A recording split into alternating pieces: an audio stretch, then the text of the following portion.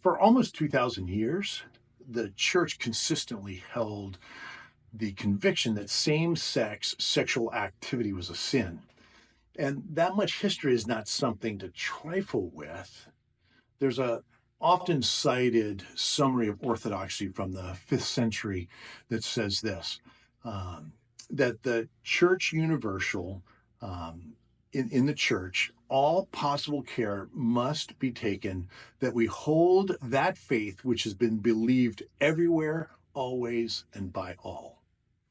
So there should be strong reasoning if we're going to consider changing an area of theology that has garnered such unanimous support from the church for so frickin' long.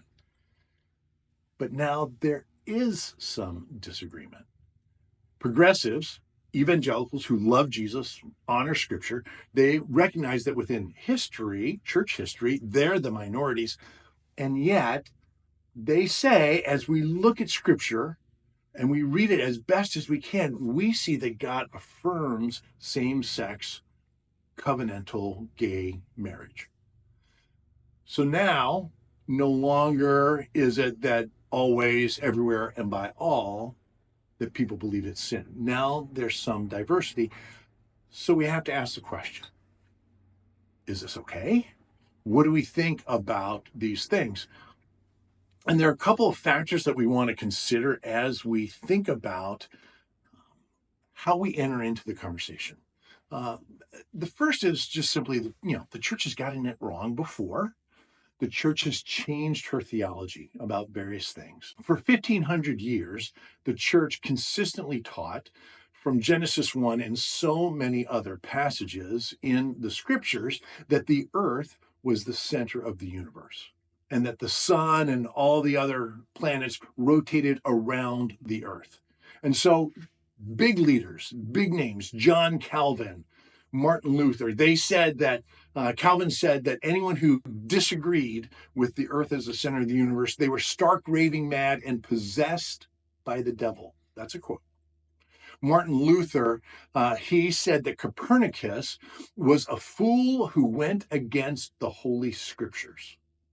So this is a long-standing interpretation of the Bible that was consistent, and yet it's now shifted.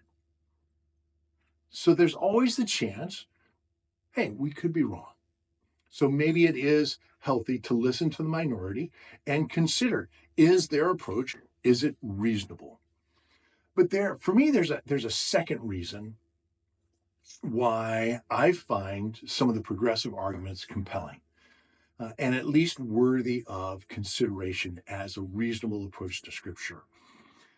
So when you read through church history and you see all the way through that the church has condemned same-sex sexual relations, consistently attached to that condemnation have been punishments. And you realize from the punishments that what's really going on here is more about cultural taboo rather than scriptural fidelity and faithfully following the ways of Jesus. So, for example, the statute of Valentinian in 390 AD said that if you were caught having sexual relations with some of the same sex, that you were to be burned at the stake. In 650, the Legis Visigothorum, it's a set of laws around how Christians were to behave in this particular society. It said that if you were accused and proved that you were having same-sex relations, that you were going to be castrated. Right? In the 15th century, I mean, this is remarkable stuff. In Florence, in the 15th century, they decided, hey, we're going to be a Christian city. This is back when there were city-states. And they established, like, these are the 3 rules because we think there are too many homosexuals in our city. So they said, if anyone's caught on their first offense, you're going to be put in the public stocks so you can be mocked by everyone. On your second offense, you'd be branded across the forehead. And on your third offense, you'd be burned at the stake. And literally tens of thousands of people in Florence over the next couple of decades were subjected to those punishments. That does not sound very Christian to me.